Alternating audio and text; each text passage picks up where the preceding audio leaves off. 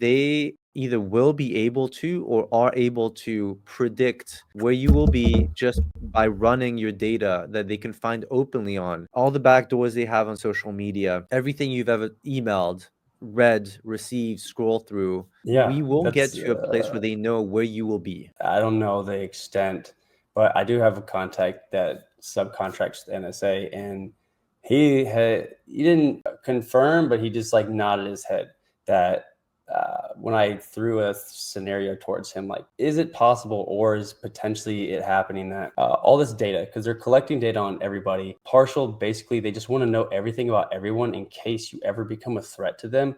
Then they know everything about you. They never need to. They don't need to do any research on you. Yeah. They have the file, but they can start doing interesting things like after they start collecting certain amounts of data, certain types of data, they can start, essentially training models.